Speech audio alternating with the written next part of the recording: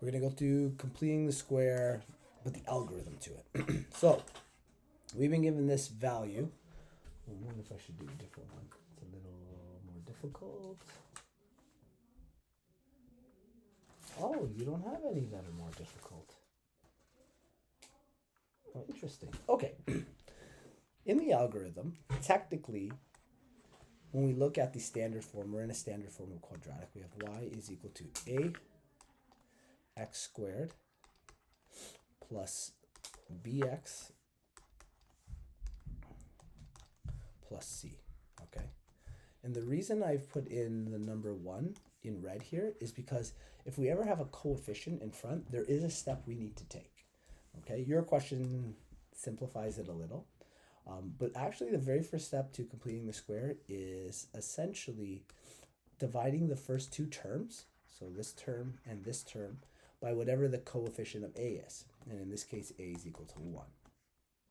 So we divide both of these by 1. And what we end up with is a coefficient out here, and then whatever the results are on the inside. Now, in our case, nothing has changed in those values, but this is a step you have to do, especially if the value is not 1. Okay, so you'll have to remember that piece to it, that this is the opening step. Once you've done that, we do a little calculation on the side, and we have a new b value. Okay, so in other words, we take the new b value and we divide it by 2, and then we square it. So in this case, the new b value, which is the same as the original because dividing by 1 doesn't change anything, the new b value is -6 in this case. So we're going to plug in -6, divide it by 2, and then square it. -6 divided by 2 gives you -3. And once you square it, you get 9. Okay? So what you're going to end up doing is you are going to go, so have our 1, x squared minus 6x, and you're going to both add, oh, it's lagging here, add 9 and subtract 9 within this bracket. The reason you're allowed to do this is because positive 9 minus 9 is equal to 0. And adding 0 doesn't change anything. So I don't have to do anything to my left side of the equation because all I did was add 0. 0 makes no change. The purpose for this is we're about to create what's called a perfect square trinomial with these 3. But we got this extra term here. This extra term's got to move to the outside. So when we take this extra term out, we have to multiply by whatever the a value is. So we have to take -9 times 1. 1 doesn't change anything, but in any other scenario where that value is not 1, that number is going to become important for that step. So we get y is equal to x squared minus 6x plus 9. And then that becomes -9 outside the bracket plus 5. What we can do is we can simplify what's outside this bracket very quickly in a step. Y is equal to 1x squared minus 6x plus 9. This becomes -4. That works out nicely. And then in here, you're actually going through the entire process of factoring. Okay? I could quickly do it on the side here, and then I'm going to show you the shortcut, just so you understand what's happening. You remember crisscross method, I think? Mm-hmm. Okay, we'll do a quick crisscross method here. We need two values where the products add up to -6. Okay, 1 times 1, 1 times 9, that gives me 1 and 9. That doesn't work.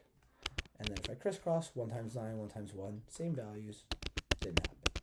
Okay, so this column, that's a dud. 1 by 3 and 1 by 3. 3 and 3, that would work if both are negative.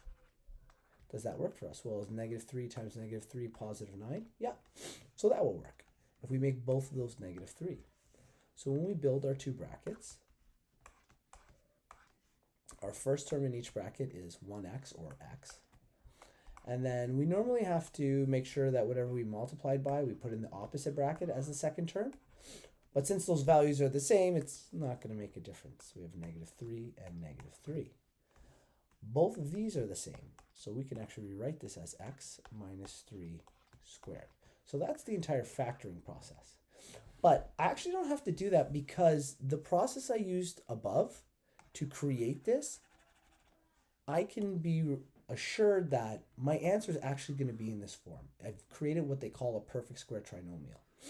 So the quick way to actually do this is just take the first and last term. We're going to square root x squared, and we're going to square root 9. Okay? X squared is x, 9 is 3. And when we go to rewrite this, we'll write y is equal to 1 times. In our bracket, our x is our first term, our 3 is our second term. We're going to square it because it's a perfect square trinomial. And whatever the operator is to that middle term, that was what goes in between, x minus 3. Finally, we bring down that negative 4, and we're now in vertex form. Y is equal to, we don't need to write the 1, x minus 3 squared minus 4. This is known as the algorithm to completing the square. And this process you can do to any standard form of a quadratic.